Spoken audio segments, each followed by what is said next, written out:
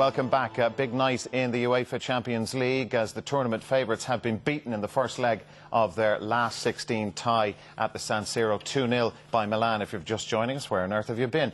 We're getting some feedback, Liam, about the quality of the pitch. People looking at this on TV. It is a notorious pitch, and some people saying maybe that didn't help Barcelona tonight. Well, yeah, but I don't think you can use that as any excuse at all. You know, I think it was good enough to pass the ball well on. It's not as good as the new camp without any... I think what Barcelona will have a gripe with is the first goal, and maybe the fact that it was a handball. Front, it's a problem for them. There's no plan B, you know. I think they could do with some presence up front. I don't think Pedro adds anything to the team. And when Sanchez come on, that didn't really function either. You know, they haven't had probably a proper centre-forward since Ibrahimovic left them. But I think they'll be thinking, well, maybe... we need somebody to lead the line, you know, and not be depending on Messi's magic every match. Because plan A normally works, so... Normally works. Well. What did you say? 2 goals in 40 games? Or twice in 40 games they haven't scored. But the defence has been an issue. You look in La Liga, they've let in 27 goals, which is more than the likes of Atletico, who are 12 points behind. Well, I think this is where Milan have done their homework and said, right, we set ourselves up to be very disciplined, we can get chances. And the second goal... I think the first goal was a little bit fortunate when it fell off a hand, but the second goal was a well-worked goal, hit on the break, and they're in trouble. They're in real trouble, Barcelona. It's a bit different in the Spanish league, Darragh, because when they play in the manner they normally do, the 2 full-backs give them extra dimension going forward. You know, you normally see Alves bombing down the right, Jordi Alba down the left.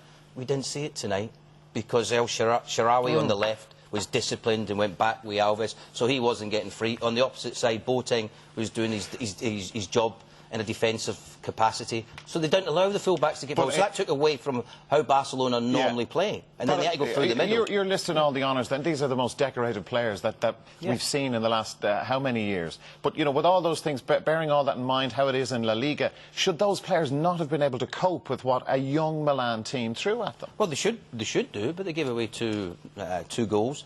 The first one, as we'll show in a little while, where they're trying to play out the back. You know, normally they play it short. But because they forced them to play it a little bit longer, you know, they made the goalkeeper kick it longer, Valdez, they won the ball back in better areas. Milan got the free kick and got the goal. Good play from Milan. They've done their homework. They know how to play against Barcelona. They were disciplined. They kept their shape well. They didn't allow them to come through the middle. That was where the numbers were. We had Ambrosini in there, Montari, Montalivo. They stayed nice and narrow. They said, right, if you can have the ball, you can go wide. And we know with Barcelona, they haven't got the presence in the box. If anything's delivered in there, too many small players, it's going to be along the ground. It's got to be the perfect ball. That didn't happen tonight because the defence did their job. They marshalled the back line extremely well, and they looked assured. And we watched it. We never at any stage felt Barcelona were going to impose themselves an attacking force to get back into it. But we've always looked at Barcelona, and before we go on air, we go, these are capable of conceding goals. We always say the same thing.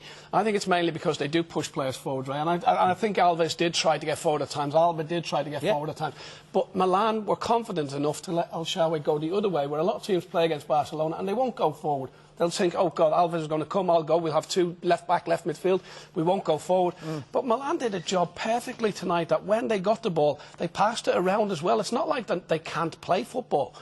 They can pass the ball. They can all play. I think it's September is the last time they lost. Is that something... The last time December, the 22nd December, and lost Celtic as well. The confidence is there. And then they brought it into this game. When your Alves went forward, El Shaarawy didn't always have to go, and full-back dealt with it, and then El Shaarawy broke the other way, and they did that great. Liam, you kind of posed a question, you used a phrase about, you know, you didn't think they were a team in decline, but are there signs that it needs to evolve? You mentioned the fact the need for an Ibrahimovic-type striker, a focal point up front. Barcelona? Yeah. Oh, without doubt. You know, I felt that for a couple of seasons. Pedro, it doesn't seem to be on the same wavelength as the other lads were.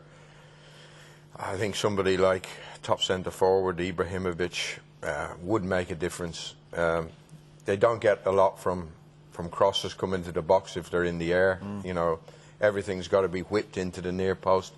But I think to sum this up, it was the discipline and strength of this Milan team that stopped them.